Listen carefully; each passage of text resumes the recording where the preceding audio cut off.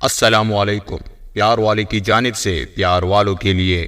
میرے ملک کا سب سے زیادہ دیکھا جانے والا یوٹیوبر جسے آپ ڈکی بائی کے نام سے جانتے ہیں، وہ اکثر اپنی ویڈیو میں حرام ٹریڈنگ کو، جوئے بازی کو، گیملنگ کو پیسے لے کر پروموٹ کر رہا ہے، اور ہم ہے کہ دیکھتے جا رہے ہیں اور ہمیں پتہ ہی نہیں کہ ہمارے بچے کیا دیکھ رہے ہیں، کیا سیکھ رہے ہیں۔ بہت کم دیکھا گیا ہے کہ کسی نے اس ٹاپک کے اوپر بات کی ہو۔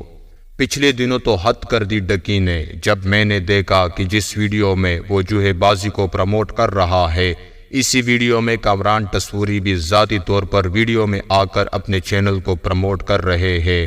اور دوسری طرف یہی صاف دعوے کرتے ہیں کہ وہ نہ صرف پورے پاکستان میں آئی ٹی انڈسٹری کو پروموٹ کریں گے، بلکہ کچھ دن پہلے تو انہوں نے دعوے کیا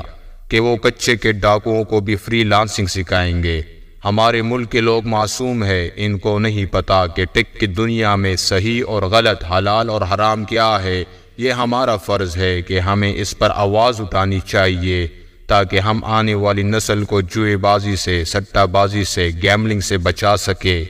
اللہ تعالیٰ نے قرآن مجید کی سورۃ المائدہ میں جہاں بہت سے حرام چیزوں کا ذکر کیا ہے، وہی جوئے کا بھی ذکر کیا ہے۔ یہ حرام ہے تو مسلمان کے لیے جائز نہیں پیسہ لگا کر امید کرنا کہ کچھ ہونے والا ہے۔